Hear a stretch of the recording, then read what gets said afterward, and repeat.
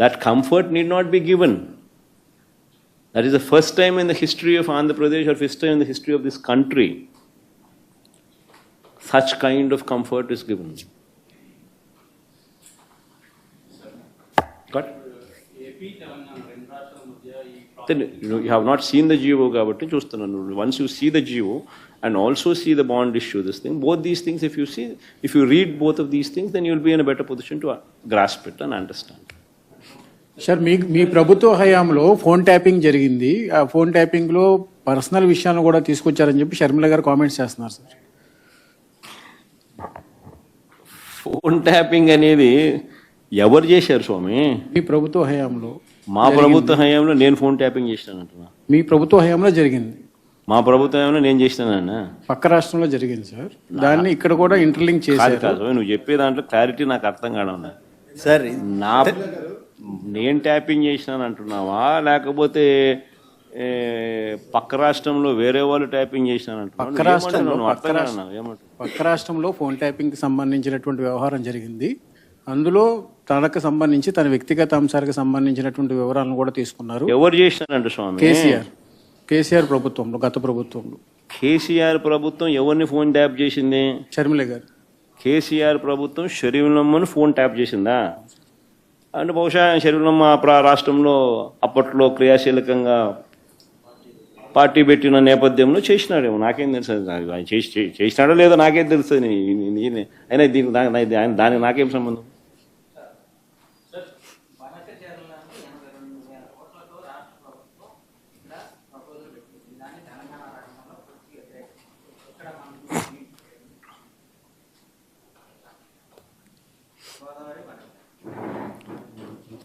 Basically Godavari Banakacherla project అనేది ఏదైతే ఉందో, ఇవన్నీ కూడా how it should be done అనేది మోస్ట్ ఇంపార్టెంట్ థింగ్.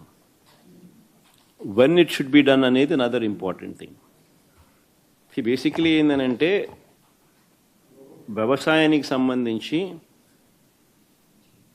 శ్రీశైలం నుంచి నీళ్లు పైకి నాగార్జున సాగర్కు పంపించాల్సిన అవసరం లేకపోతే రాయలసీమ ప్రాంతం మొత్తం శ్రీశైలం నీళ్లు వాడుకోగలిగే స్వేచ్ఛ రాయలసీమకు ఉంటే అప్పుడు ఇంకా నీళ్లు పైకి పంపించాల్సిన అవసరం లేదు.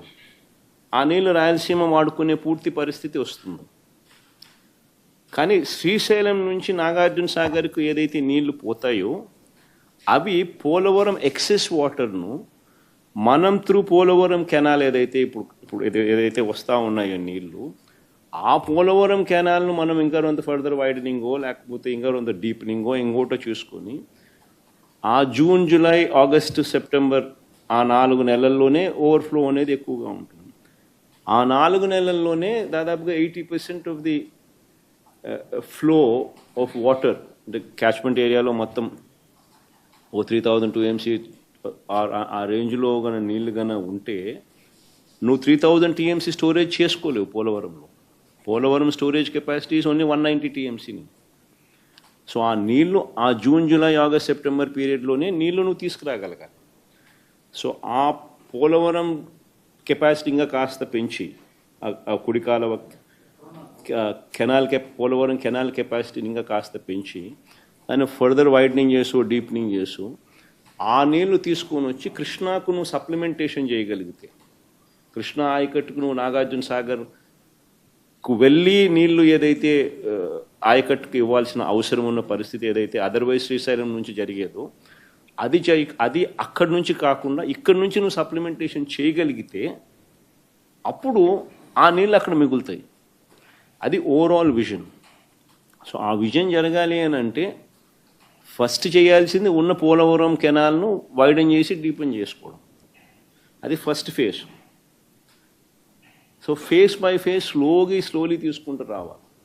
అంతా ఒకేసారి తీసుకొని వచ్చి అంతా ఒకేసారి చేసి ఒకేసారి పెట్టే కార్యక్రమం ఒకేసారి చేయలేము కూడా. ఫేజ్ బై ఫేజ్ గ్రాడ్యువల్గా చేసుకుంటూ పోవాలి. సైమల్టేనియస్లీ అది చేసే కొద్దీ శ్రీశైలం నీళ్ళు అక్కడ మిగులుతాయి. సో అక్కడ కూడా శ్రీశైలం నీళ్ళు కూడా అక్కడ తీసుకొని పోవాలని అంటే అక్కడ కూడా రాయలసీమ లిఫ్ట్ ఇరిగేషన్ ప్రాజెక్ట్ ఏదైతే జరుగుతూ ఉందో అవన్నీ కూడా పూర్తి చేసి అక్కడ కూడా ఏదైతే కెనాల్స్ వైడనింగ్ ఏదైతే టేకప్ చేసినామో ఆ వైడనింగ్ చేసే కార్యక్రమాలు కూడా పూర్తి చేసుకునే కార్యక్రమాలు కూడా జరగాల.